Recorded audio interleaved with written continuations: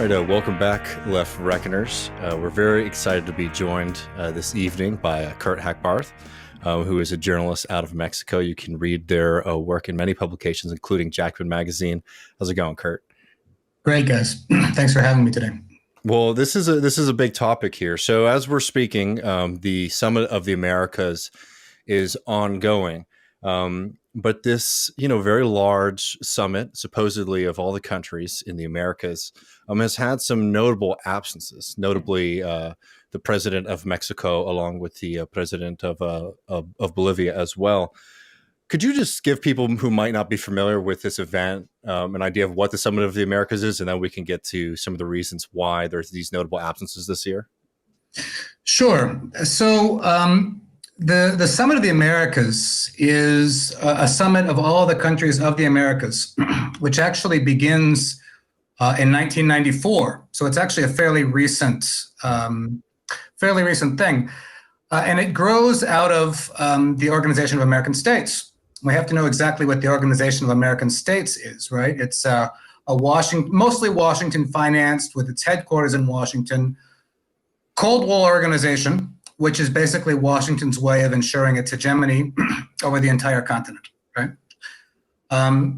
This is the organization that expelled Cuba as soon as the Castro took over, but had no problem with Pinochet in Chile, had no problem with Videla in Argentina, had no problem with any of the dictatorships financed and stimulated by the United States across the decades.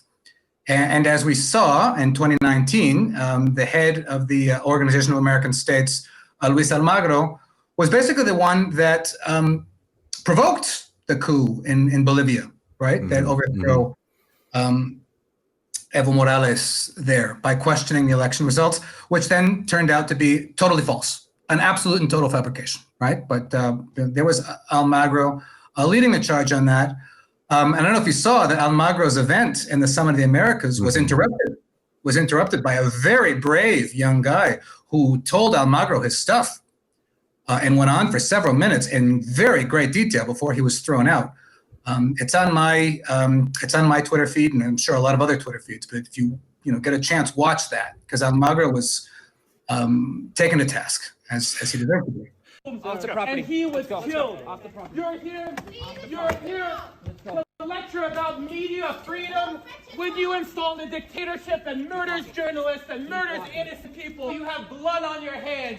Because of your lies, there was a coup in Bolivia, a coup against the democratically elected government, and that dictatorship that you helped install massacred 36 people, 36 innocent people who are protesting for the restoration of their democracy, for the restoration of the independence of their country.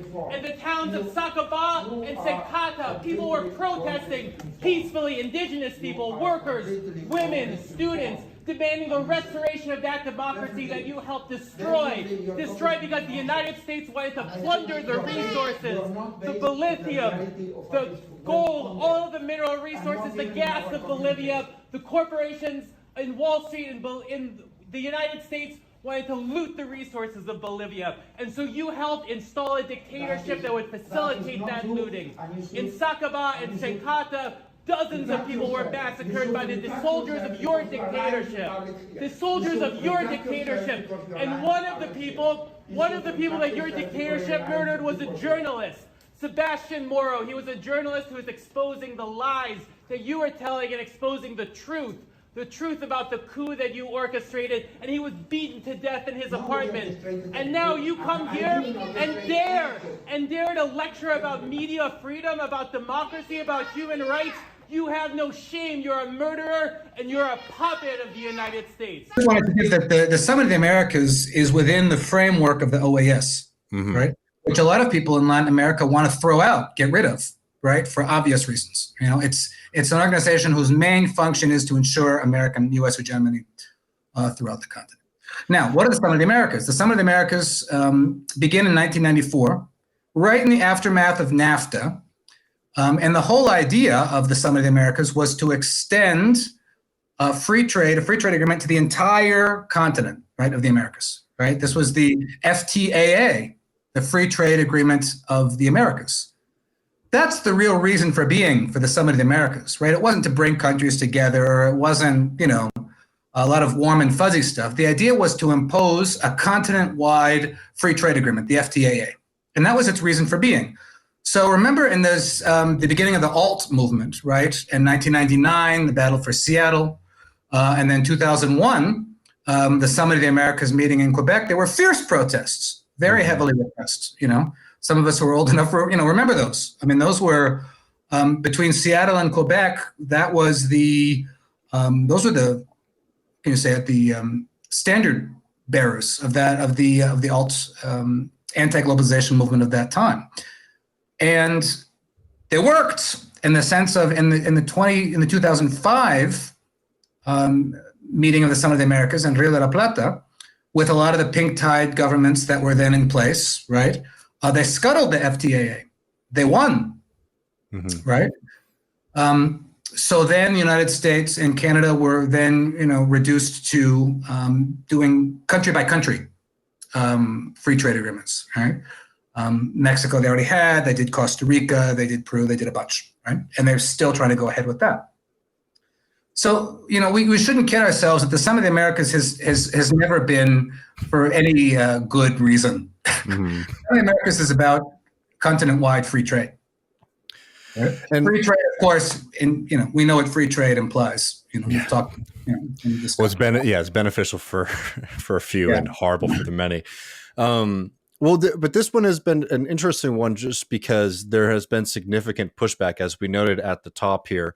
There have been significant countries who have said that they aren't going to attend, and this is in protest to the United States refusing to invite Cuba, Venezuela, and Nicaragua to the event, right? And it's a quite embarrassing moment, I would argue, for Biden because, despite all of the kind of presentation that he's put forward about how he's going to relate to the other countries in the Americas, really one of the keynote moments of this event is going to be him hanging out with clown fascist Bolsonaro. Exactly right. But before we get into all of that, I just wanted to put this in his own words, because I think for people who don't speak Spanish, they might not realize how funny AMLO can be. And this is AMLO speaking, translated courtesy of Al Jazeera, on Biden's exclusion of certain countries from the Summit of the Americas. But less than a week before President Joe Biden is supposed to host his regional peers in Los Angeles, it's still unclear who'll turn up. Mexico took the lead by threatening to boycott the summit after Biden decided to exclude Cuba, Nicaragua, and Venezuela, arguing they don't meet the required democratic credentials. No one has the right to exclude anyone. How can you call it a summit of the Americas? Where are the excluded countries from? Another continent? Another galaxy? Another planet? I mean, I think it's a very basic point, but it's a very good one, right? Indeed, yeah. And I quoted that in my Jacobin piece as well, because they're excluding countries from the Americas at the same time they're inviting Spain. Yes. As an observer, right? Spain, the country that colonized the countries that they're excluding, is there as an observer, right? And when you say Spain, what you really mean is Iberdrola, Repsol, right? And Naturgy. You mean all of these, large energy companies that are, right at this moment attempting to dominate the energy market in Mexico and other countries in Latin America, and have, screwed the Spanish consumer to the point of, absolute desperation, right? Mm-hmm. That's what you mean when you're inviting Spain. You're inviting those companies. So yeah, let's go back a second, right? So at the beginning of last month, right, Brian Nichols from the State Department goes on Colombian television, with a smile on his face, and says, they ask what countries are going to be invited.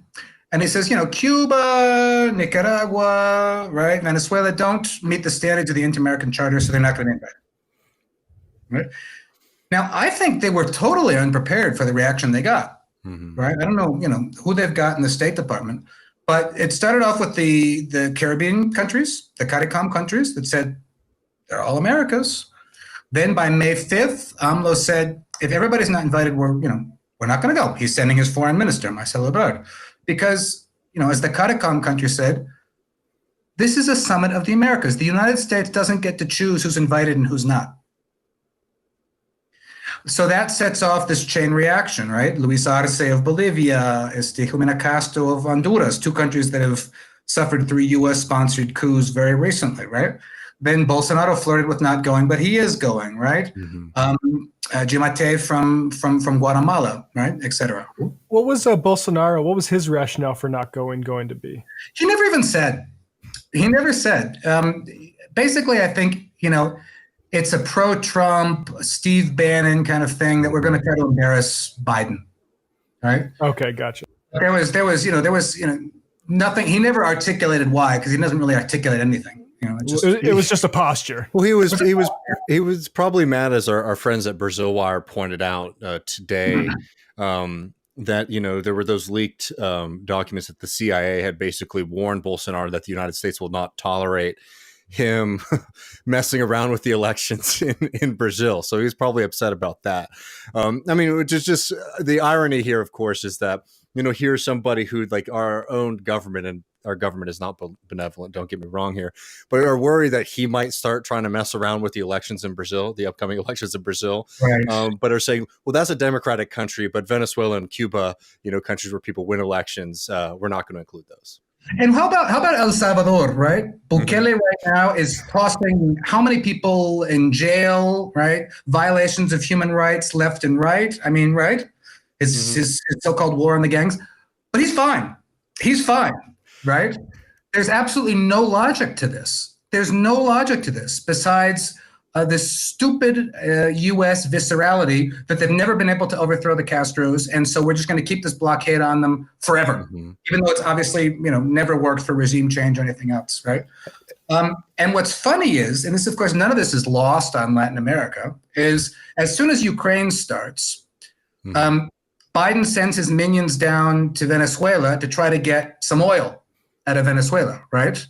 And then there's blowback in the U.S., so we can't do this.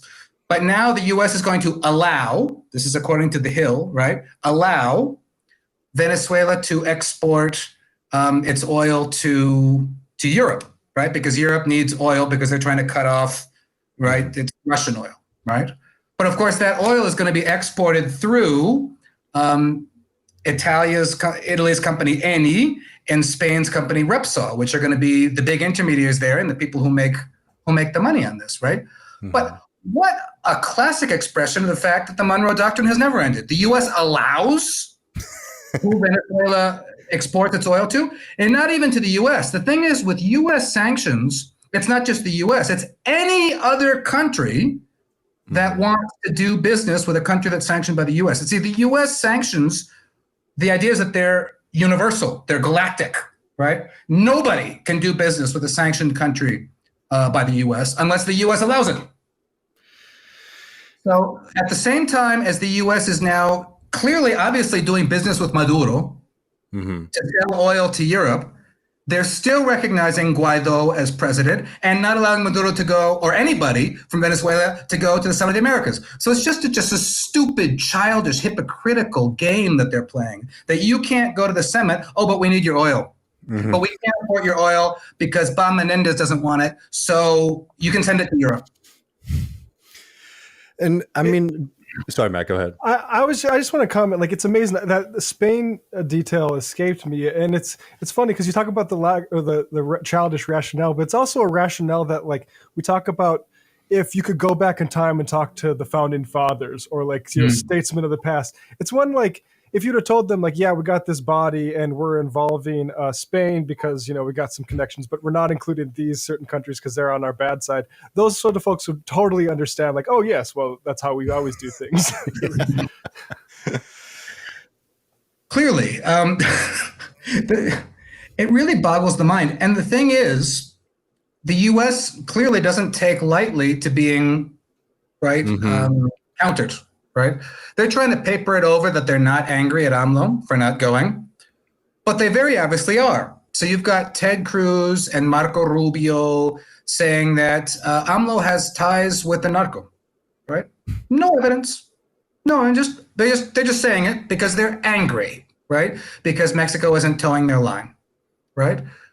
Now, it's very funny that Mexico just had gubernatorial elections on Sunday, and the main line of the opposition the week before was, guess what? AMLO has ties with the narco. Because the US right and the Mexican right, through the think tanks and through the institutes, we talked about this on the program, which you invited me on the last time, they line up their messaging. So if you get it from the States, you're going to get it from the Mexican right here. Now, it didn't work. AMLO's party, Morena, won 4 of the 6 governorships that were up for grabs. So their little line bombed. But you can see now that this is where it's going, right? AMLO is a narco government. He's losing control of the country. 30 to 35% of the country is out of control of the government. You've got Glenn Van Herk from the U.S. Northern Command who is saying the exact same thing, right? And AMLO actually responded to that in his press conference this morning, saying he's either uninformed or it's just openly bad faith, right?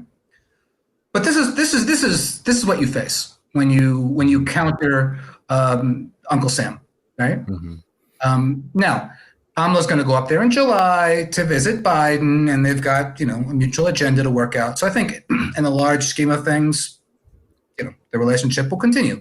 But you'll still get, all of these attempts to undermine anyone who questions the line. And it's a line that wasn't even coherent.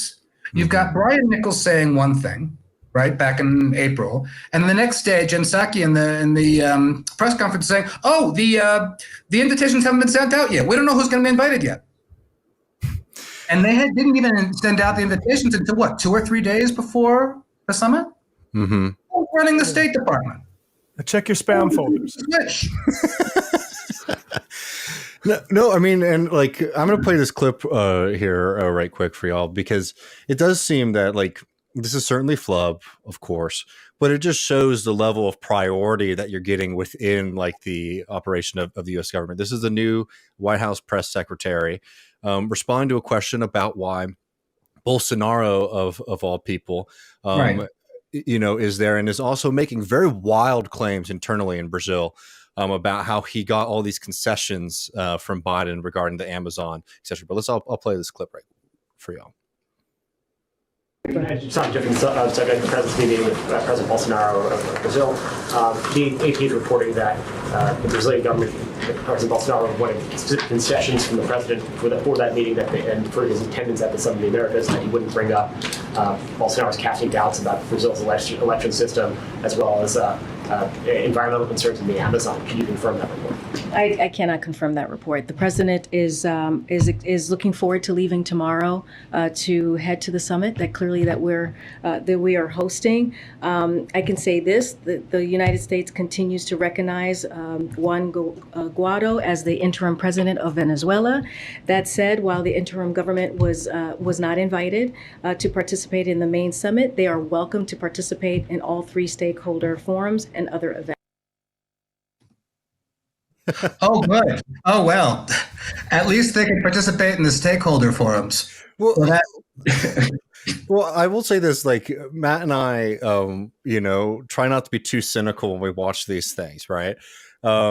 And it took me a couple of moments to realize that I think there's actually a genuine confusion about who Bolsonaro is and who the president of Venezuela is there. I mean, certainly a lot of confusion if you're talking about Guaido. But, bringing up the concerns about Venezuela in response to the question about Bolsonaro saying that he got secret concessions from the Biden administration is just showing that even at the top of this system here, it's just completely incoherent and a real dumpster fire of an event so far. That's it. And none of this is lost on Latin America, that they don't even seem to know the geography. Mm-hmm. They don't even seem to know who's who, right? As you very well said, the question was about Brazil. And they wound up talking about Venezuela and pronouncing the guy's name wrong. The puppet who they've now tossed out, right? Because he's no longer useful he's no longer their useful idiot, right? None of this is lost on them. And I think it's important to point out, right, that Cuba already went to the Summit of the Americas in 2015, mm-hmm. right, with the Obama's opening there, the semi-opening. At the 2015 summit, Cuba was there, Nicaragua was there, and Venezuela was there, right? At the last one in 2019, Cuba was there again, right? Their foreign minister. Venezuela was there again, right? Foreign minister. Nicaragua was there. It's all the countries were represented, right? So this year's summit is not only a step backward compared to the Obama years, it's a step backward even compared to the miserably low bar that Trump left, because Trump boycotted the summit, and he sent Pence, but all the countries were there. This year, not even that, because Biden is unpopular, because the midterm elections are up, because Bob Menendez is head of the Senate Foreign Affairs Committee, because a handful of people in Miami think that they can talk in the name of all of the Cuban Americans in the country, right? Or all the Venezuelan Americans in the country, right? And dictate the U.S. foreign policy so that it continues to be this Cold War relic in 2022, right? And I think it's also not lost on Latin America that the United States is now pouring billions into Ukraine. Billions, 40 billion, what else? And that gets passed in 5 minutes. Billions. AMLO has asked for a program for Central America, which will extend two of his more popular social programs into Central America, right? One of them is an apprenticeship program for young people who don't have studies or work to get apprenticeships and start getting involved in work and learning skills. And another one is a tree planting program, an environmental tree planting program, right? Sembrando Vida, right? All of these are targeted at reducing immigration, right? And creating the conditions for people to be able to, people don't want to immigrate. People don't want to immigrate. It's forced upon them. Those programs would cost a fraction of what the U.S. is throwing in bushelsfuls. Right? Nothing, zero, right? Squat. Right? Because Latin America isn't important to the United States, except as the country where they can talk about, Guaido and get the names wrong and not even care, because it's their backyard. Who cares, right? One thing is to keep Russia out and keep China out, right? And not do anything there of any good service, but just keep other foreign powers out, right? And then use immigration as a political football, because they're obviously not interested in really stopping immigration in any meaningful sense. Besides, that doesn't involve militarization, military contracts, or neoliberal contracts to companies in those areas, right? That's it. And these countries realize that, even if the United States doesn't know who they are or where they are or who their leaders are, the countries down here know exactly what the American posture is. And so why would they want to go to this summit? What's in it for them? Nothing. There's nothing in it for them. And after a while, people realize this. Well, totally. And it just as a reminder for folks too, that on top of all the things that, Kurt outlined as to the real reason for the Summit of the Americas in general, one of the big things that Biden at least has been sort of promoting is that this is going to be a moment to talk about migration, to come up to a solution to that quote unquote problem. And, Mexico not participating is a huge blow, to whatever Biden's kind of plans were there. And what I suspect is a lot of countries, Mexico included, don't want to get roped into a summit, which is being manipulated for United States domestic interests. They don't want to get roped into, having to get wrapped into the American line on immigration, right? And they don't want to get roped into, the American line on Ukraine. Because in the large sense, Latin America has been, neutral on the Ukraine issue. They've condemned the invasion, but they're not playing ball with the sanctions, and they're not going along with militarizing Ukraine, and not with this ludicrous idea of sending long-range missiles and very provocative, measures, right? So why would they want to get wrapped into the Ukraine? Why would they want to get wrapped into the U.S. discourse on migration or get used for that, right? I think there's any faith that these things are going to be discussed in any bilateral manner, right?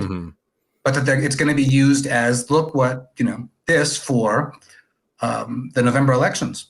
Totally. And before we, start to talk about the international aspect here, I just wanted to, note for people that AMLO has been very on point about the real desires for this summit, particularly why certain countries are being excluded. It's the domestic focus for Biden. This is AMLO blamed Senator Bob Menendez from New Jersey, Democrat from New Jersey, today for allegedly threatening Biden to stop voting with the Democratic majority if Cuba was invited to the Summit of the Americas. AMLO was originally asked about Marco Rubio, Republican of Florida, but ended up talking about Menendez and Ted Cruz from Texas. AMLO was asked about a tweet yesterday by Marco Rubio lambasting him for supposedly turning over sections of Mexico to the drug cartels, as you were just noting.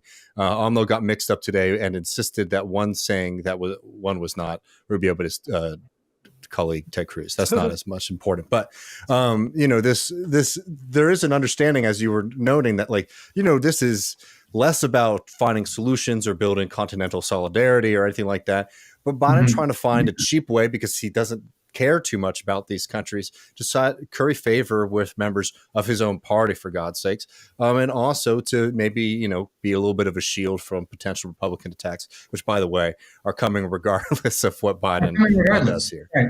And I think to the point about the tweet, I think Ted Cruz has said something about that in the past, maybe not immediately, about Okay, I'm just going to say I'm not too worked up about the president of Mexico keeping up to date on what Republican senators tweeting what every single day. I like it. And I think this is par for the course for Biden as well, right? He can't stand up to anybody. This is the guy who was supposedly going to be the great negotiator, right? That was supposedly Biden's great point, that he could negotiate things and get things passed and get agreements made, right? Because he'd been in the Senate since 1973. What it turns out is he's in the State Department, turns and runs at the first sign of any opposition, right?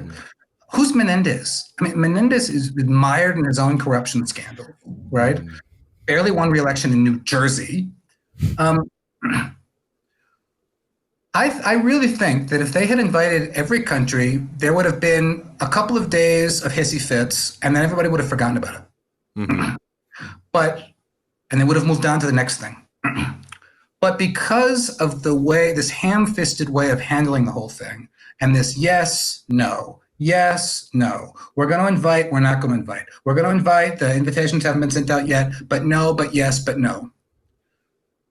It amplified the whole thing. And it turned it into what it became, which is, a public relations disaster for Latin America and a stupid way to run any kind of international summit.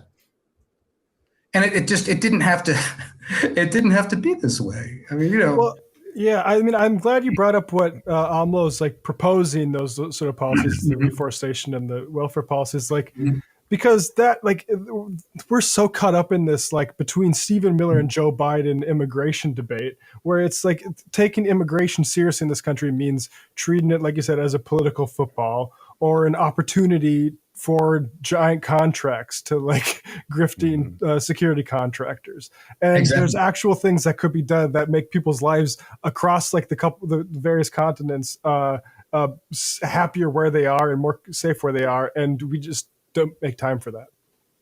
That's exactly right. And AMLO's proposed those plans, and there are others. But the whole paradigm of the U.S. approach to Latin America, and Joe Biden has a lot to do with that. Joe Biden was the author of the Plan Colombia. And just look at how Colombia has been devastated by the militarization of that country and the displacement of peoples and the disappearance of peoples. Right? It's a tragedy that I think most Americans don't even have the first grasp of how that country has suffered. Now they're on the verge of maybe electing their first center-left president ever, right? And then you can see what he's up against, right, in the second round, Petro.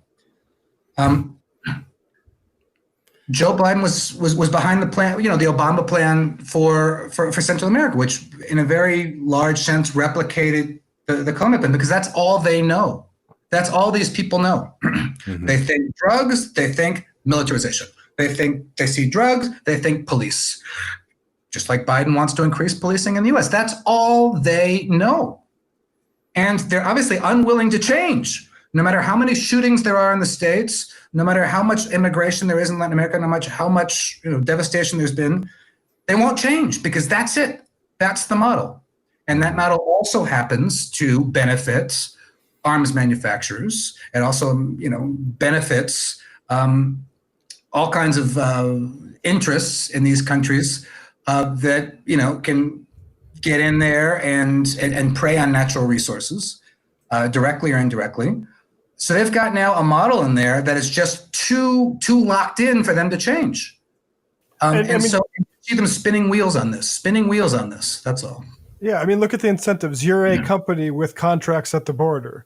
Is it the incentive of that sort of apparatus to have it where you aren't detaining people and there's no need for you there anymore, right? Obviously not. That's right. And, we saw how when the border was militarized, all of these contracts for spyware and, these Israeli contracts for, because they're masters at this, of, spying people at the border, all of this stuff, the digital electronic border, right? All of the contracts for kids in cages on one side, all of this stuff. It's the private prison system. AMLO is actually eliminating the private prison system in Mexico. Nice. Interesting, right? Yeah. All of the incentives for nabbing immigrants and then basically having them work for slaves until you deport them.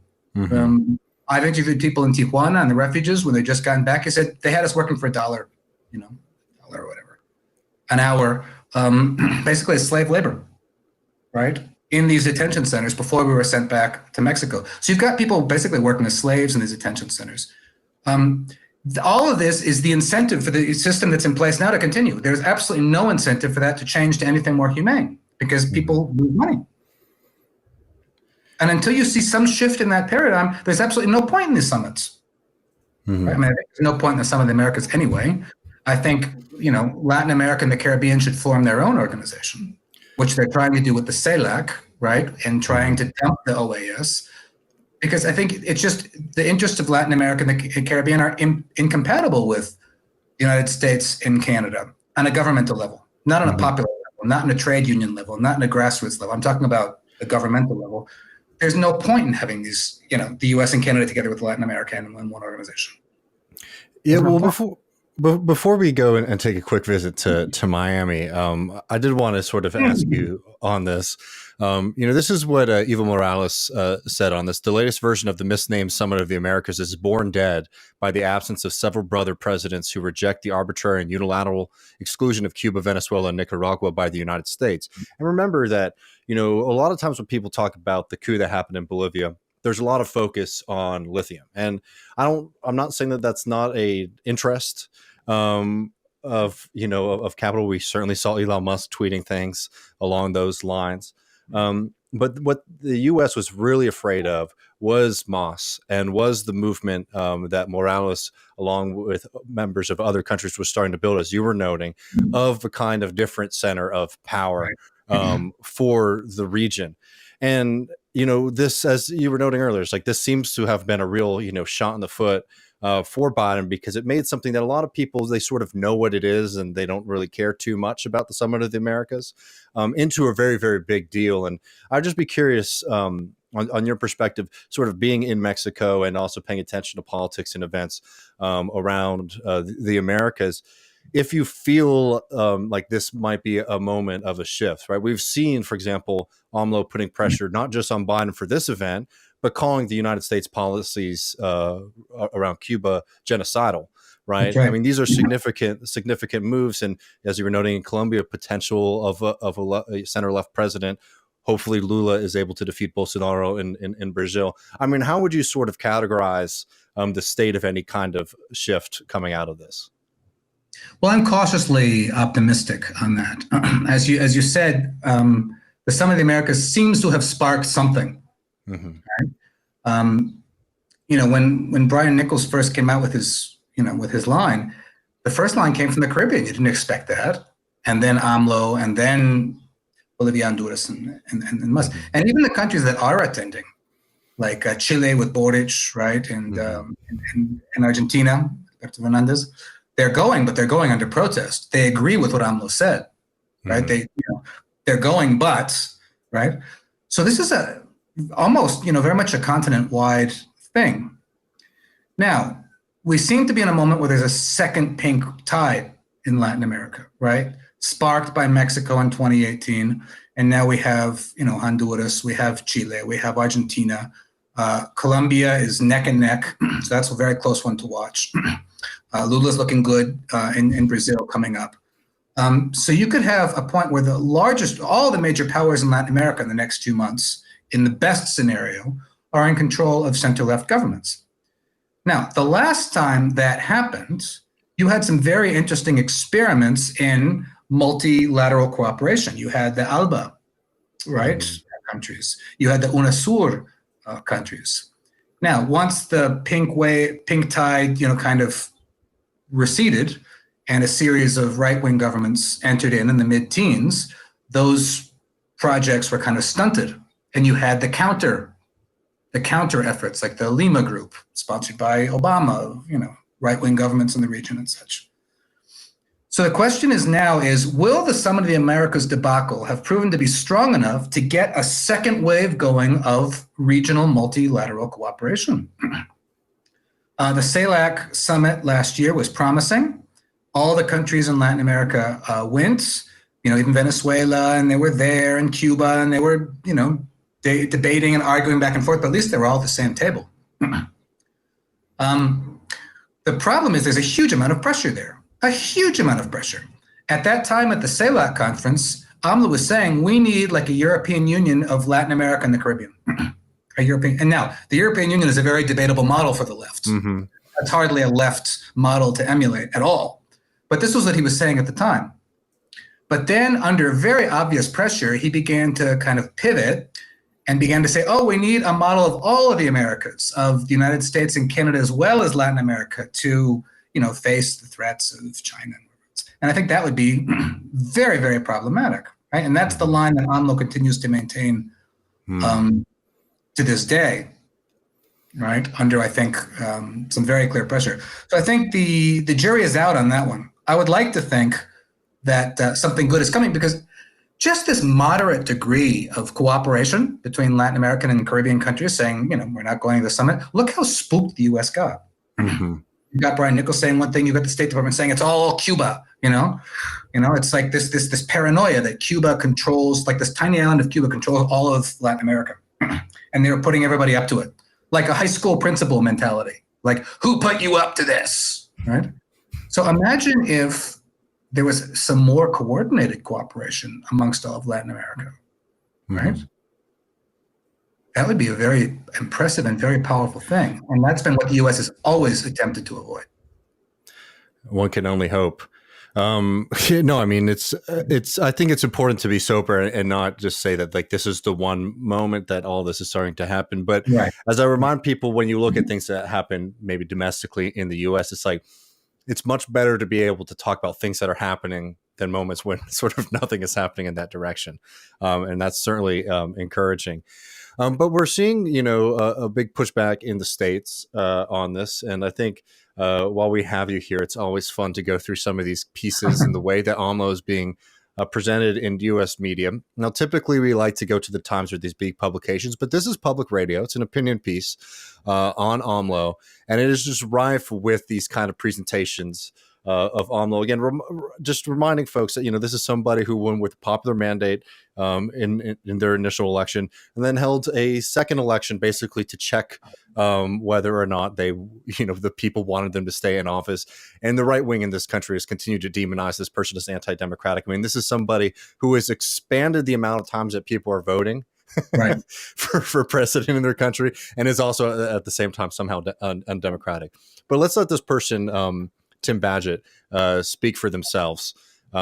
This is their piece in local Miami public radio online. AMLO, the Summit of the Americas is a warning to the buyers of Radio Mommy. And for people who aren't familiar, this is sort of like one of the right-wing political stations, Spanish language media in Miami. And we'll read some bits of the argument, but effectively what he's trying to say is that all of these left-wing leaders like AMLO and other members of other countries in the Americas are basically making all of the stereotypes put out by this super far-right organization seem to be true. So I'll just read this first bit here. It's tempting in Miami to blame the dominance of right-wing Spanish language media and its disinformation on some intrinsic reactionary mania in the Cuban, Venezuelan, and other Latino communities. But liberals and moderates who go that route can sound as narrow-minded as some of the talk show hosts they decry at outlets like Radio Mambi. A True Mambi is one of South Florida's highest-rated radio stations because it perfected the art of McCarthyist mendacity long before Fox News ever hit cable. But Mambi's has had something else going for it. The fact that the Latin American left, especially in Cuba, so often can be as extremist as Mambi's on-air personalities rant that it is. That reality, in turn, helps them convince their listeners that anyone Mambi decides is a socialista, a Democratic presidential candidate, a critical journalist, a Black Lives Matter activist, is Fidel Castro in sheep's clothing. They, of course, call AMLO here a leftist popular narcissist here, but let's see. Populist narcissist. Yeah. What does that even mean? I didn't learn that one on my tech courses. Or is that some kind of psychology that picked up in a supermarket? We're wading into new realms of political theory here, folks. Yeah. Let's police politicians for narcissism. Okay, so here's where it starts to get a little bit more exciting. Lopez Obrador is staying away from the summit President Biden is hosting. The reason he's protesting Biden's eminently understandable decision not to invite the repressive left-wing dictatorships of Cuba, Venezuela, and Nicaragua to a gathering of hemispheric democracies. We already noted why that's nonsensical, especially with some of the other people that were invited. But while Lopez Obrador wants you to think he's a principled liberal, he looks instead like the sort of petulant lefty whose affronts help sell Abogado de Accidente ads on Miami radio.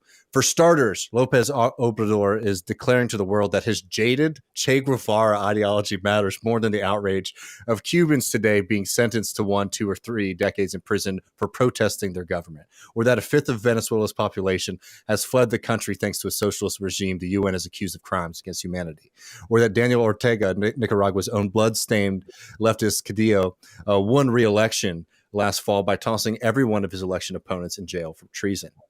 Now, you're in Mexico. Would you consider AMLO to be a adherent of Che Guevaran ideology? No, absolutely not.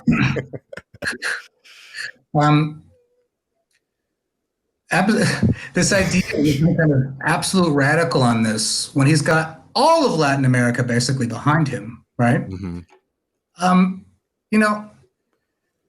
What is radical about saying that every country should be invited to a summit about the Americas? What is radical about that? It's not that you're endorsing, right? It's not that you're endorsing every single thing about these countries. It's that you're getting them at a table to discuss things of, regional and international interest, mm-hmm. Right? And it's interesting too that I think people don't know much about Mexican foreign policy because they don't care, right? Mm-hmm. But actually, Mexico back in the 60s was the only country to oppose the OAS's throwing Cuba out of the organization.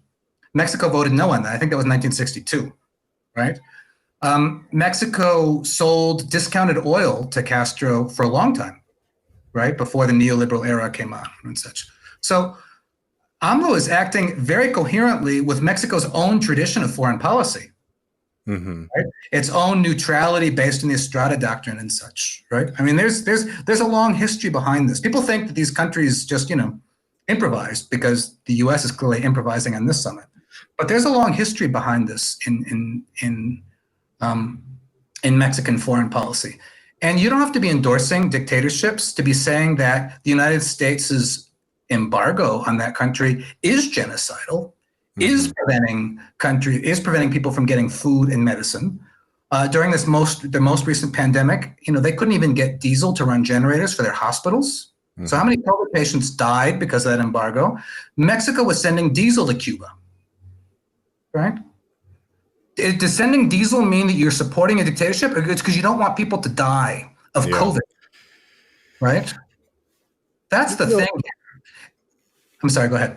Oh, no. I mean, I think that's a phenomenal point, and I was just going to come down this piece a little bit here because, what's funny about the argument that we're getting here is not that AMLO should be caring about like the well-being of people in those countries who are being starved out by sanctions and the blockade, right?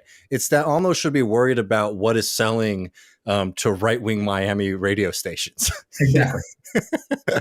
Exactly. Well, I mean, the thing about that is like there's a certain thing that comes, I think, with maturity that we've all probably realized where you think you're describing the world in a Twitter post or like a blog post, but really you look back at it and you realize you're just revealing stuff about yourself. And like this guy, the way he's talking about, like you are just one of those right-wing radio guys. You basically have their politics. The way you described like the socialista and how that's such a super bad thing. It's like, well, I really hate these guys, the reactionaries who say 2 + 2 = 3. But there's these other equally extreme people that say 2 + 2 = 4, and we really have to like. They're kind of giving a lot of ammunition to the 2 + 2 = 3 people. I think what AMLO said in his press conference the other day was quite telling. He's times have moved on, but the U.S. foreign policy is still in the hands of a couple of octogenarian senators because in the U.S. Congress people win re-election indefinitely. So they're the same people who were there during the Cold War, right? So it's the same, it's the same people and it's the same mentality. So you've got one person in the Senate Foreign Relations Committee. You've got a few leaders of, Cuban American and Venezuelan exile communities when there are millions of people who might think differently. People in the second generation, people in the third generation might think differently. And actually the Mexican American community is much bigger in the United States. That's so true, yeah. It's 10 times bigger, right? If you want to talk about that, right? What about their voices on these things, right? They only seem to care in the United States about Latino voices when they're voices that seem to agree with certain right-wing talking points. Then, they're very caring about the Cuban American community or the Venezuelan American community. But, the Mexican American community and others, not so much, right? Unless they line up with their talking points. And I think something else that's very important that I talked about in the Jacobin piece is who is the U.S. to lecture on democracy? Yeah. I mean, that's a whole other can of worms, isn't it? 2 of our presidents in the last 25 years have been elected losing the popular vote. You've got gerrymandered districts. You've got bought campaigns because people can spend unlimited sums of money through political action committees. In the last inauguration, there was a mutiny and people were using heavy furniture to block the doors of the House of Representatives. Do they think people don't see this abroad? Do they think people don't see this? That doesn't get across, that doesn't leave the border? Any of this news? Totally. And just to, be a little bit of an American on this, I think it's worthwhile to note for folks that okay, so some people might say, well, that's just how the American system works. We have the Electoral College, right? But could you imagine Americans having that kind of sympathy? Like if something similar happened in another country where they're like, oh, well, that's just how their system works, right? Let's stop and think and be reflective about it. No, that would never happen. they would say, well, the system doesn't make sense, which it doesn't. But let me go down this a little bit because, again, obviously this is coming from a right-wing perspective, but this is going to people who carry around tote bags and, might like Joe Biden, who listen to NPR, right? And this is the kind of presentation of what we have been talking about now for about 40 minutes, which is a very important moment in the history of relations of the United States to the rest of the Americas, where people are saying, no, we're not going to be bullied by the United States and we're going to stand up for ourselves. This is the takeaway that is trying to be presented to them, and it's why it's important to push back against. Here's what else should make Lopez Obrador the half-wit of the hemisphere, award winner at the LA Summit's closing ceremonies. By promoting these 3 tyrannies, he's helping stoke the desperate migration that's flowing out through them in unprecedented waves today, exacerbating an immigration crisis not only at the United States southern border, but across the Americas. That crisis is, in fact, arguably and rightfully the most urgent item Biden etched into the summit agenda this week. And because Mexico, like the United States, feels the brunt of it, Lopez Obrador was supposed to be one of the heads of state leading plans to confront it. And as you have noted very articulately first, Kurt, AMLO has plans for this, plans that he's desperately trying to get America to listen to on this. And it's not AMLO sitting with his arms crossed in Mexico City, as they note later. It's actually the Biden administration and the United States Congress who's unwilling to hear the plans that are being developed in the Americas to deal with the crisis. Absolutely right. And I find it very amusing logic that AMLO supporting three tyrannies is stoking immigration. The more immigration is coming out of there. Really? Mm-hmm. Really? Based on what? Right? Maybe the U.S. supported coup in 2009 in Honduras had something to do with that. Maybe. Right? No, I mean, no doubt. Right. None of this. Maybe the sanctions on these countries, maybe the embargo on the countries have something to do with that. But there's no reflection on this. There's just no reflection on this whatsoever. Mm-hmm. So you just, you're going to see the same things happening time and again. Right, and it's extraordinary, right? I think there's simply no way of conceiving of Latin America besides, right, just poor people desperate to get to the United States because the United States is so great. Mm-hmm. I mean, there's no understanding of the indigenous factor, the linguistic factor, the cultural factor, the fact that people don't want to immigrate, of coups, of this, of that, of global warming, right? Climate change affecting these countries. None of this is ever considered. Mm-hmm. Right? Of the complicated nature of the multi-layered nature of immigration. None of this is ever considered. And still you get, AMLO's a half-wit and he's provoking immigration. Oh, well, that really helps. That really adds to the debate on this. Yeah, and this is the guy that's not one of the right-wing radio, shock jocks. These are the moderates. These are the people who are supposedly between the right and the left in U.S. terms. Well, that's good. Yeah. Well, just so because I don't have to, I can only come through this so much before I lose my sanity. But this does show, like, less than even the actual politics and the international relations bit of it. This does reveal a very, very kind of like center left, moderate politics crisis here. Because again, I'm no expert in the media markets of Miami. I will own that. But I guess as they note in this piece, that the Latino media network, which has more Democratic listeners and funders, is actually going to be buying up the right-wing radio station. I mean, his advice to them is this. The mostly Democratic investors of the Latino media network, which has announced that they're buying Radio Mambi, need to be scrutinizing Lopez Obrador's theatrics just as closely. And they go on complaining about how they support Donald Trump. If the LMN wants to keep Mambi a profitable concern, if it wants to be the long-term caretaker of a more mainstream, balanced, and responsible Miami medium, the dumbest thing it could do is turn a Spanish-speaking Fox into a Spanish-speaking MSNBC, into a voice that finally challenges the MAGA excesses of DeSantis, who's already got a new re-election ad out.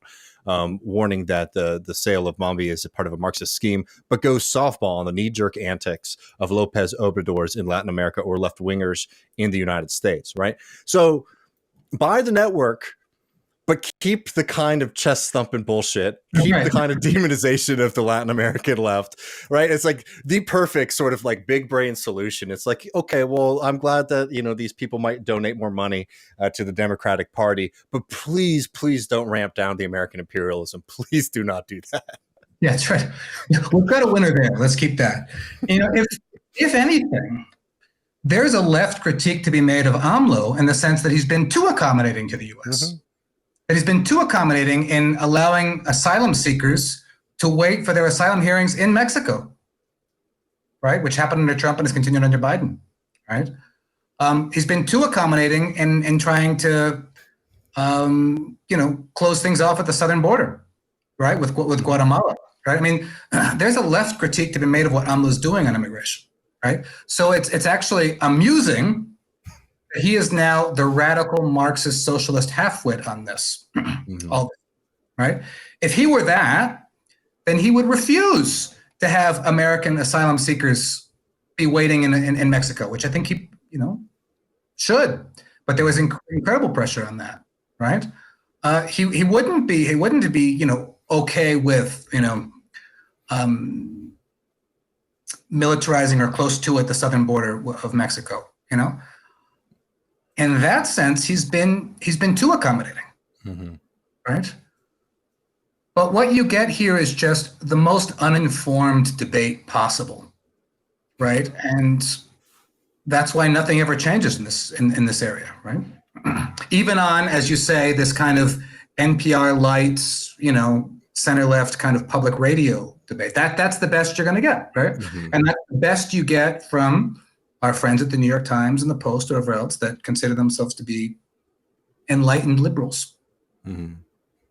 That's the best you're going to get, and it's terrible.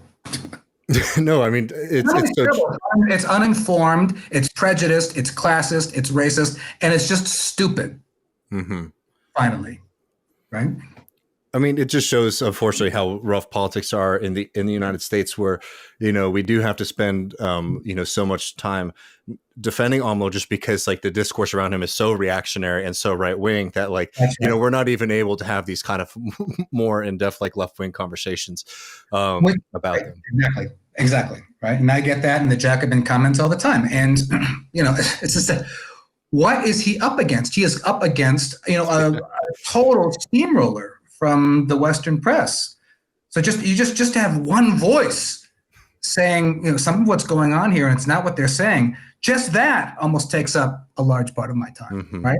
And it doesn't allow us in the English language sphere to be having the kind of conversations that it would be nice to have. Well, absolutely. Well, Kurt, we always appreciate you coming on and giving your perspective and breaking these things down for us. People can find ways to follow Kurt in the show notes. And as always, we're happy to have you on Left Reckoning anytime. Yeah, thanks, guys. Appreciate it. Kurt's the man. Yeah, great having Kurt on.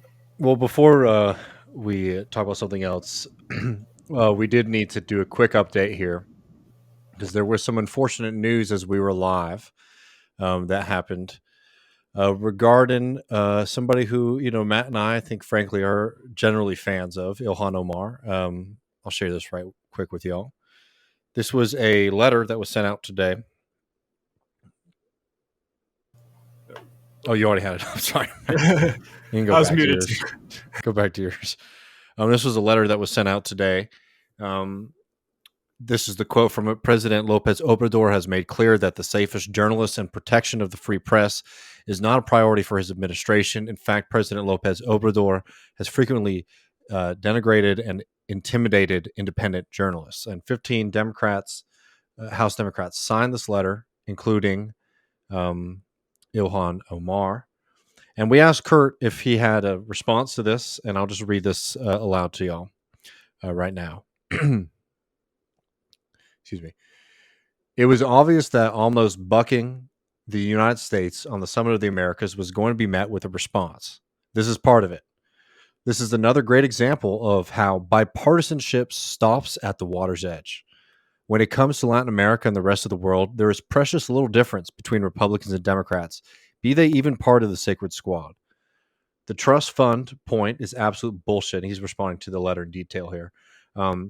Those funds known as fideicomisos were ways to spend money outside of budgetary constraints while carrying funds over from year to year. In short, cesspools for corruption. Of course, AMLO got rid of them, and good riddance. AMLO's attacks are on the plutocrats of Mexican media, the sold-out millionaires who have made a very lucrative career out of being the paid attack dogs of corporate media and the interest behind them. He has never gone after the average journalist who is just getting by, which constitutes the vast majority of journalists in Mexico. It is extremely disingenuous to conflate the two. That reminds me, we this is the second time we've had Kurt on in recent months.